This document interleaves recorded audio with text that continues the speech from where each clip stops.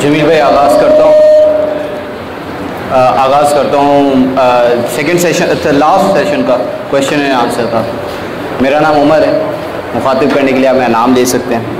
अच्छा जमील भाई, आप सबसे पहले मुझे अपनी एज, अपना प्रोफेशन और अपनी क्वालिफ़िकेशन या एजुकेशन बता दीजिए।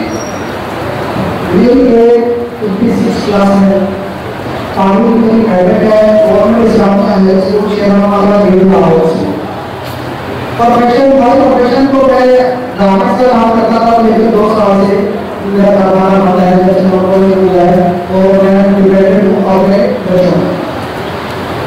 सही। तो जमील भाई, आप कितने अरसे से इलाके में मुकीम हैं? मैं यहाँ पर पिछले 29 ईयर से हूँ। 9 साल मैंने दिल्ली का मुझे गुजारे हैं और 20 साल से मैं अपनी आवाज़ का रिएक्शन। ठीक ठीक। जमील भाई, आपने जैसे बताया कि प्रोफेशन आपका, अब इस वक्त आप जो है घर पे होते हैं। वक़्त से बहुत स्लो हो गई है, वक़्त से बहुत स्लो हो गई है। अच्छा, जैसे आपने बताया कि आप घर पे ही मुकीम होते हैं, तो क्या आप इलाके को पूरा टाइम दे सकेंगे या कोई आपके ऑफिस आवर्स होंगे जिसके अंदर आप स्पेसिफिकली अपने ऑफिस में तशरीफ़ फरमा होंगे? अगर आपकी मेमोरी अच्छी है तो मैंने आपको कहा कि एनी टाइम का मतलब यही होता है कि सुबह उठने के बाद और रात को सोने तक मैं हाजिर हूँ आप लोगों की खिदमत के लिए। ठीक है जमील भाई, अब तीसरा सवाल, जो आपने पानी की लाइन्स के हवाले से बात की, आपके मंशूर को मैंने थोड़ा स्टडी किया था तो उसके अंदर था कि हम 1 घंटे तक पानी का ड्यूरेशन को बढ़ा देंगे। अभी गालिबन नाकस रिसर्च के अकॉर्डिंगली आधा घंटा इस पर पानी आता है, तो क्या आप उसको आधा घंटा एक साथ बढ़ा देंगे या सुबह शाम के औकात में बढ़ाएंगे? देखिए जी, ये तो डिपेंड करता है हमारे ऑन होने पर। बात ये है कि हर चीज़ का एक हल है, एप्लीकेशन हल है, एहतजाज हल है, और ये एक दायरा है, ये एक फौजी दायरा है जहाँ पर हम रहते हैं। यहाँ पर हर चीज़ जो है वो बातचीत के जरिए हल होती है, और अल्हम्दुलिल्लाह हमें मालूम है कि कुछ नागज़ीर वजूहात की बिना पर यहाँ का पानी काटा गया। अब मेरे भाई ने मुझे कुछ रोका गया किसी वजह से, इसलिए मैं उनको पॉइंट आउट नहीं करूँगा, लेकिन इंशाअल्लाह ताला अल्लाह ताला ने ये मुझे मनसब बख्शा तो मैं ज़रूर ज़रूर ज़रूर इस पानी के लिए जद्दोजहद करूँगा।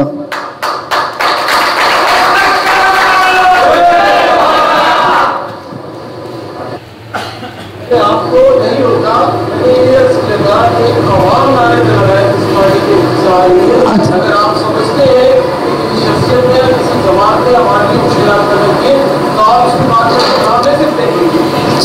बहुत शुक्रिया। अच्छा, यहाँ छोटी सी बात एक मैं करूँगा। आज से 1.5 साल पहले या शायद 1 साल हुआ होगा, मेन रोड के ऊपर एक स्काई टावर है, उसकी लाइट डल रही थी। मैं रात को कहीं से आ रहा था, मैंने जब उनको रोड कटिंग करते हुए देखा तो मैंने उनको रोका, लेकिन जाहिर है मैं अकेला था, मैं नहीं रोक सका। फिर मैंने यहाँ पर लोगों को जमा किया और वहाँ पर चला गया। हमने उस दिन उस टाइम तो उस लाइन को रोक दिया, जबकि स्काई टावर के ओनर ने कहा कि मैंने ये लाइन जो है 25 लाख में परचेज की है।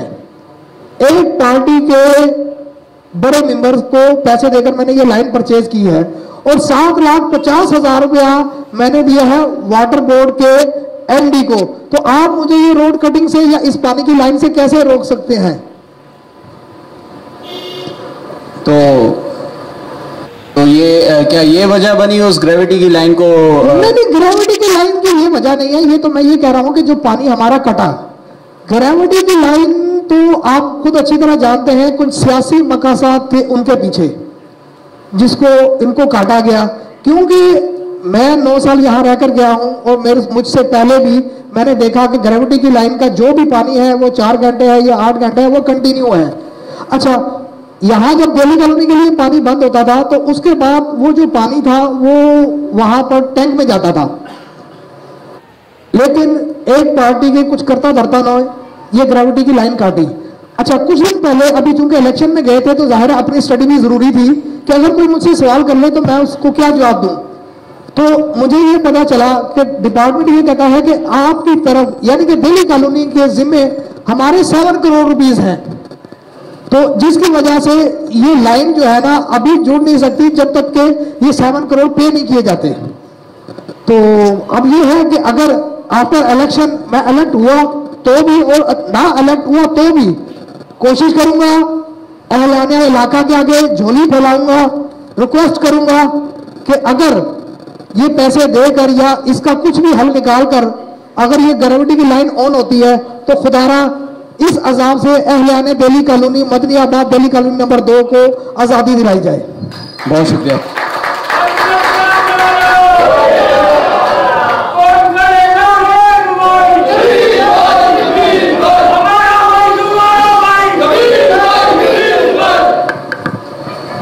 अच्छा जमील भाई, ये इस हवाले से जो अभी आपने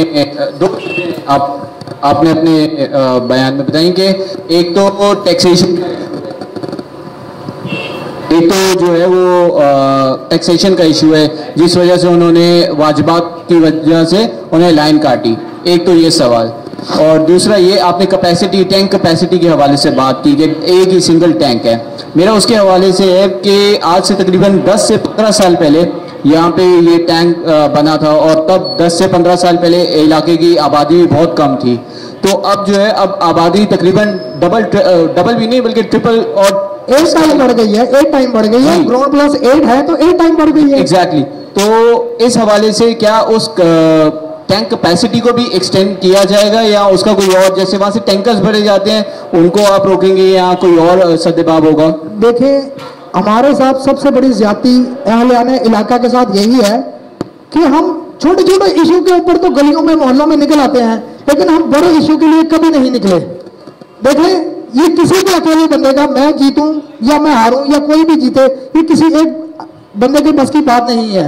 ये पूरे इलाके ने आवाज उठानी है मिलके।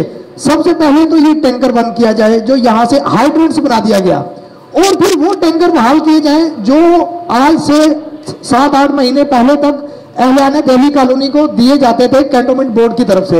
अच्छा, ऑब्जेक्शन अगर आप ये लगाते हैं कि टैक्सेस की, तो मैं ये कहता हूं कि ठीक है मेरे लोग टैक्स देने के लिए तैयार है लेकिन आप भी इसके अंदर कुछ रिलैक्स दें। अगर और कुछ नहीं कर सकते, देखिए 20, 25, 30 हजार तक टैक्स जो है वो हर आदमी देने के लिए तैयार है, लेकिन जिनका लाख प्लस है, 2 लाख प्लस है या 4 लाख प्लस है वो किस तरह देंगे? आप उनको जो है किस्तों की मद में कर दें, मंथ पे कर दें, 6 मंथ पर कर दें या 3 मंथ पे डिवाइड कर दें, तो ये कलेक्शन, टैक्स कलेक्शन ऐसे होगी जिस तरह वो चाहते हैं कि वन टाइम वन शॉट जो है कोई भी बंदा 4,50,000 रुपए अगर किसी बिल्डिंग के ऊपर वाजबात है वो वन शॉट पेमेंट दे दे, तो ऐसा मुमकिन ही नहीं है क्योंकि एक बिल्डिंग में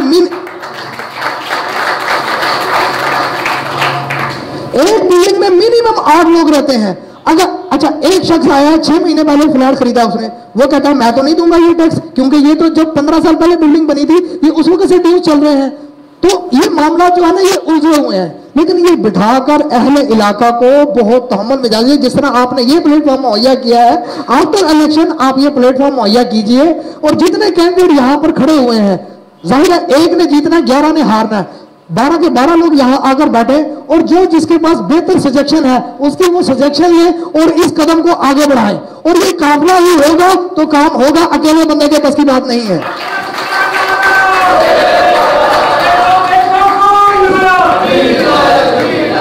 अच्छा जमील भाई, आपने बात की कि ये कलेक्टिव एफर्ट होना चाहिए पूरे इलाके के लोगों का। इसके अंदर जो एक मेन जो चीज़ होती है, हम बेसिकली अपने वोट के थ्रू अपना रिप्रेजेंटेटिव इलेक्ट करते हैं जो किसी इदारे के अंदर बात कर सके, हमारा मौक़िफ़ पूरे इलाके का पेश कर सके। तो क्या आपको ये जो एक की सूरत है, ये जैसे पिछली बारिशों में हुआ के बाहर जो है मॉब इकट्ठा हुआ था और उन्होंने फिर अपनी बात की, तो क्या आपको mob in shape of application चाहिए कि आपके पास ज्यादा से ज्यादा लोग एप्लीकेशंस को साइन करें, या फिर आपको मॉब इकट्ठा करना है ताकि आप जो है के बाहर जाके अपनी बात को रख सकें? देखिए बात यह है कि एप्लीकेशन तो बाय लॉ है, पहले तो हम अपना ये राइट इस्तेमाल करें कि जो कानून हमें कहता है, पहले तो उसके दायरे में जाए हम, फिर उसको परसू करें। हम एप्लीकेशन तो दे देते हैं लेकिन उसको परसू नहीं करते। तो पहले तो ये है कि एप्लीकेशन देकर एक टाइम फ्रेम जो हमें दिया जाता है उस टाइम फ्रेम तक हम इंतजार करें, और अगर अगर इदारा वो बात नहीं सुनता तो दूसरा हल हमारे पास है एहतजाज। वो हमें कानूनी हक भी है, हमारा दीनी हक भी है, और इस्लामी जमहूरियत पाकिस्तान जो है हमें ये हक देती है कि हम अपने हक के लिए पुरअमन एहतजाज करें। और वो अल्हम्दुलिल्लाह सुम्मा अल्हम्दुलिल्लाह PMLA पीर साहब बघारा की टीम में इतनी सख्त है कि वो रोड के ऊपर अपना एहतजाज रिकॉर्ड करे। ठीक है जमील भाई, साबिका जो काउंसलर रहे हैं और जो पहले भी, उससे पहले जब काउंसिल सिस्टम कुछ टाइम के लिए फाल नहीं था, तो उस दौरानिए में भी जो, मैं पार्टी का नाम नहीं लेता, जो जिनका पावर था, तो उन्होंने लाइंस बिछाए और कनेक्शन को फरोग किया। तो आपने भी क्या ये कोई ऐसा बाइंग परचेज रेट रखा है, कोई रेट है पर कनेक्शन के हवाले से? अपने परवरदिगार का करोड़ हाँ शुक्र अदा करता हूँ कि मेरे परवरदिगार ने मुझे किसी दिन भूखा नहीं सुलाया, भूखा उठाया जरूर है। तो जब मेरा परवरदिगार मुझे रोटी दे रहा है और पेट भर रोटी दे रहा है, तो मुझे ये नाजायज काम करने की, ये हराम खाने की जरूरत नहीं है।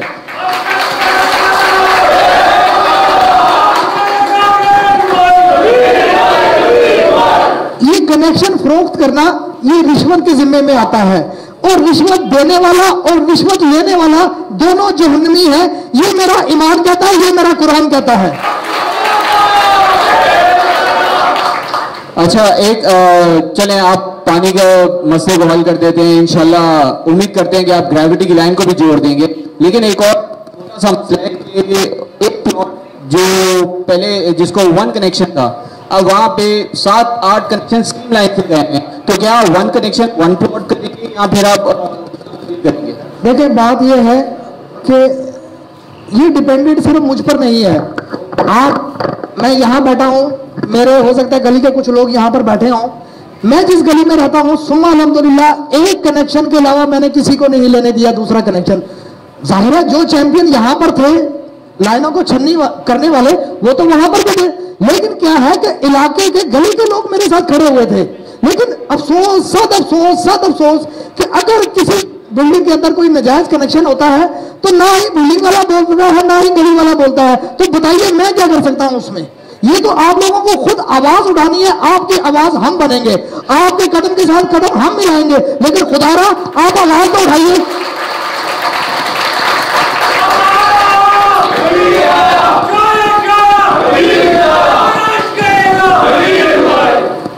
अच्छा जमील भाई, एक और आपने अपने मंशूर के सैनिटरी वर्कर्स के हिसाब से सवाल किया हुआ है कि सैनिटरी वर्कर्स की तादाद को आप बढ़ाएंगे और उनको एक उनका जो है उनको नई गाड़ियां फराहम करेंगे।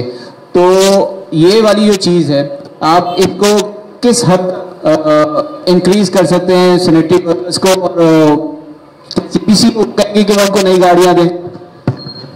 देखें जी, हम जो भी बात करते हैं ना अल्हम्दुलिल्लाह सुम्मा अल्हम्दुलिल्लाह परवरदिगार के सदके जाऊं अपने जोरे बाजू पर बात करते हैं। मैं अगर इलेक्ट हो गया तो CPC का तो जो इदारा जो हमको गाड़ियां देता है या जो सैनिटरी वर्कर देता है वो तो है ही है, लेकिन अल्हम्दुलिल्लाह मेरे पास अपनी एक बहुत मजबूत टीम है सफाई के हवाले से और सैनिटरी के हवाले से। और अगर किसी को कोई शक हो तो वो आजमा कर देख ले। अगर 17 लोग CPC देता है पर डे तो अल्हम्दुलिल्लाह 10 बंदे जो है वो मेरे अपने वर्कर साथ काम करेंगे। सुभान अल्लाह। आज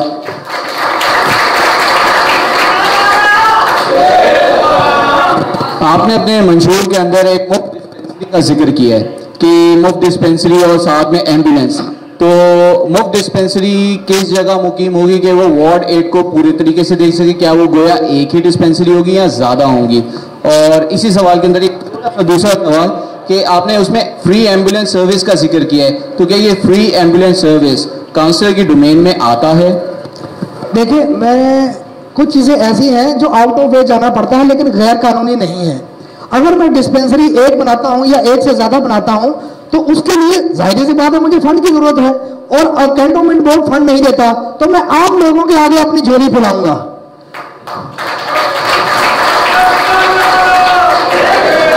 दिल्ली कॉलोनी में बहुत ज्यादा मुखैर हजरात रहते हैं, उनसे रिक्वेस्ट करूंगा दिल्ली कॉलोनी में हो, मदनी आबाद में हो, दिल्ली कॉलोनी नंबर 2 में हो, इसी तरह एम्बुलेंस है, अगर कैंटोनमेंट की कोई ऐसी जो है वो नहीं है कि वो एम्बुलेंस दे सके किसी एरिया को, तो मैं खुद से फंड जमा करके, फंड रेज करके ये काम करूंगा, एम्बुलेंस बनाऊंगा।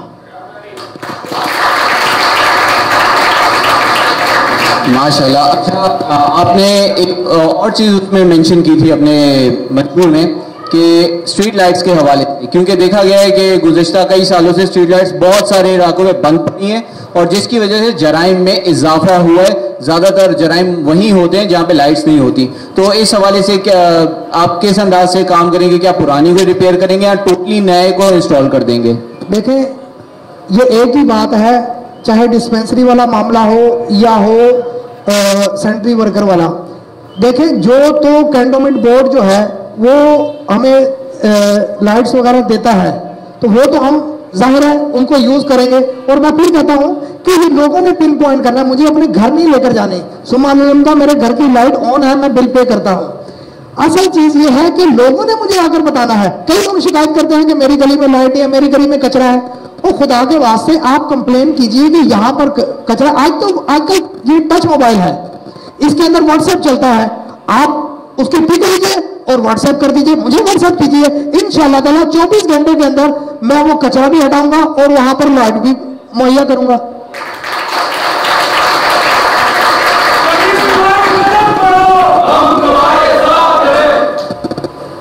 अच्छा, आपने तीसरा और उसमें मेंशन किया था वाटर फिल्ट्रेशन प्लांट के हवाले से कि 3 जो है वो इस वक्त फाल कंडीशन में है और आप मजीद उनको बढ़ाने की इरादा रखते हैं। तो इनका जहाँ तक मैंने इलाके के अंदर 30 साल गुजारे हैं, तो मुझे ऐसे अब प्लॉट्स कम दिखते हैं जहाँ पे कोई ऐसा सिस्टम लग सके। तो इनको किन मकामात पे आपका आइडिया है कि लग सकते हैं? अच्छा, अगर इस सवाल को आप रिजर्व रहने दें तो मेरा ख्याल ज्यादा बेहतर है, क्योंकि पॉइंट मुझे मालूम है। अगर मैंने पॉइंट रेज कर दिए तो मेरा वोट कट जाएगा। चलें, ठीक है, इसको ओमिट कर देते हैं। अच्छा, आपने न्यू PMTs के हवाले से भी किया था, उसकी भी आप सवाल को लेना चाहेंगे? क्योंकि उसकी भी लोकेशंस के हवाले से था मेरा सवाल अगला। VIPs मतलब PMTs। देखिए, मैंने आपका ये इदारे मामले हैं। देखिए, हमारा काम है एप्लीकेशन देना, उसको परसू करना। इदारे का काम है मानना या ना मानना, लेकिन एक टाइम लिमिट है। उस टाइम लिमिट के बाद अगर वो हमको वो चीज मुहैया नहीं करते तो मैंने कहा कि एहतजाज हमारा हक है, हमने जहां तक जाया जा सका हम जाएंगे। और मैंने आपसे पहले कहा कि ये आपको अदना सा आदमी, छोटा सा आदमी, छोटे से कद का आदमी बैठा हुआ नजर आ रहा है। सुबहानअल्लाह, मेरी रसाई जो है वो पिंडी तक है, मेरी रसाई इस्लामाबाद तक है। लेकिन बात यह है कि किसी जायज काम के लिए किसी के पास जाया जाए, किसी का दरवाजा खटखटाया जाए तो जायज काम के लिए खटखटाया जाए। लेकिन यहाँ पर आज से पहले इतने नाजायज काम हो रहे थे कि अगर मैं जायज भी करूंगा ना तो वो नाजायज की गिनती में जाएगा।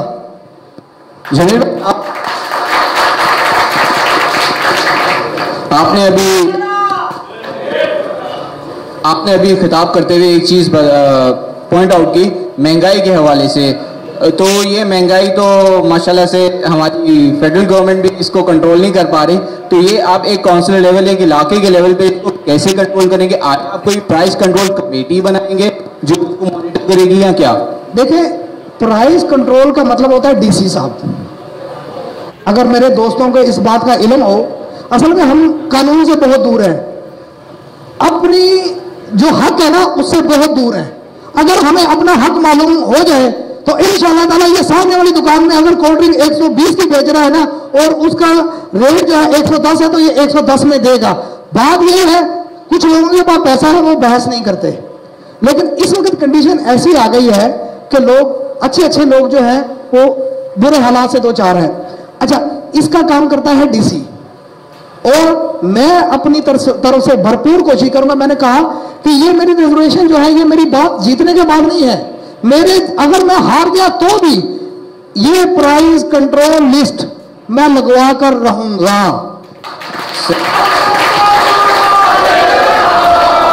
अच्छा, मैंने आपके पूरे स्टडी करने की कोशिश की, उसके अंदर एक चीज मैंने मिसिंग पाई।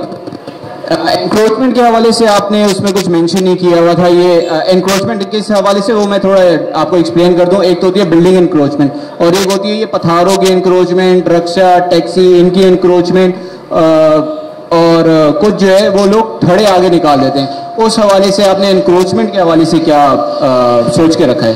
देखें जी, इसके लिए मैं एक बहुत सख्त मौक़िफ़ रखता हूँ, लेकिन बेहद अफसोस के साथ फिर कहना पड़ता है कि हम में से ही कुछ लोग हैं जो इस तरह के मामला उन्होंने किया है। किसी ने गली में थल्ला बढ़ाया हुआ है, किसी ने दुकान कहाँ है और वो काम कहाँ करता है, कोई मोटरसाइकिल का काम करता है, दुकान खाली है, रोड के ऊपर वो मोटरसाइकिल ठीक कर रहा है, इसी तरह फ्रूट वाला है, इसी तरह सब्जी वाला, इस तरह गोश्त वाला है। तो ये मेरे अकेले के बस की बात नहीं है। हाँ, जंग के लिए मैं निकलूंगा, मैं जिंदा रहूं या ना रहूं, लेकिन जंग जरूर करूंगा।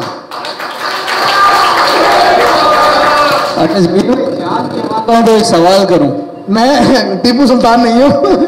अच्छा, वो सवाल ये है, आपकी पार्टी से रिलेटेड है। जी जी बोले।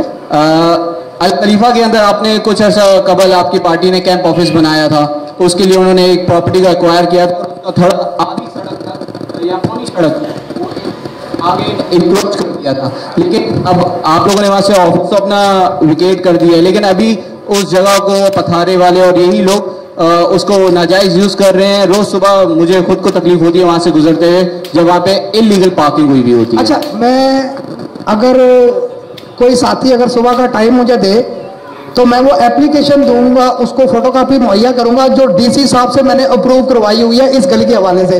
लेकिन देखें, इस वक्त इलेक्शन चल रहा है, इलेक्शन के दौरान मैं किसी भी काम में बजाते खुद हायल नहीं हो सकता, चाहे वो सफाई हो, चाहे वो लाइट हो या ये काम, और ये एक बड़ा काम है।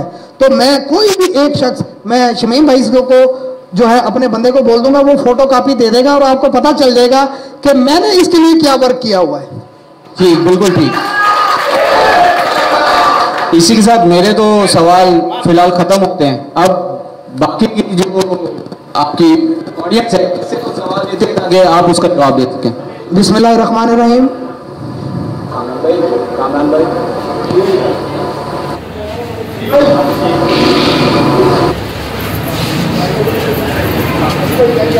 अगर ऑडियंस से यहाँ पब्लिक से किसी को वो सवाल पूछ रहे हैं जमील भाई से तो वो जरूर पूछें। नहीं, वो एक खड़े हुए बैठ गए। नहीं, मेरा ख्याल है जमील भाई साहब आपने माइंड अपना क्लियर कर दिया लोगों को। हाथ सच का नारा। माशाल्लाह से आपको मेरा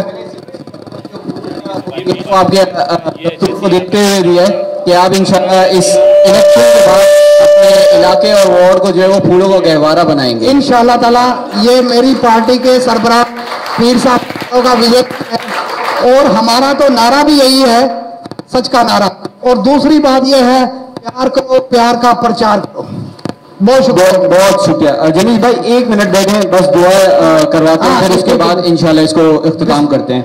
दानिश भाई दुआ करवा दीजिए।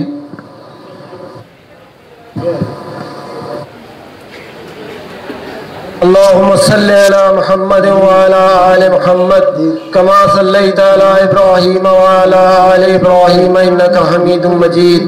अल्लाहुम्मा बारिक अला मुहम्मद व अला आलि मुहम्मद कमा बारकता अला इब्राहीम व अला आलि इब्राहीम इन्नका हमीदुम मजीद। रब्बना आतिना फिद दुनिया हसना व फिल आखिरति हसना व क़िना अज़ाबन्नार। रब्बना ज़लमना अनफुसना रब्बना ज़लमना अनफुसना रब्बना ज़लमना अनफुसना व इल्लम तग़फ़िर लना व तरहमना लनकूनन्ना मिनल ख़ासिरीन। रब्बिग़फ़िर वरहम रब्बिग़फ़िर वरहम रब्बिग़फ़िर वरहम व अंता खैरुर राहिमीन। या हय्यु या क़य्यूम या हय्यु या क़य्यूम बिरहमतिका नस्तगीज़। रब्बना ला तुआख़िज़ना रब्बना ला तुआख़िज़ना इन नसीना अव अख़्ताना रब्बना वला तहम्मिल अलैना इस्रन कमा हमलतहु अलल लज़ीना मिन क़ब्लिना रब्बना वला तुहम्मिलना मा ला ताक़त लना बि वफ़ु अन्ना वग़फ़िर लना वरहमना अंत मौलाना फंसुरना अलल क़ौमिल काफ़िरीन।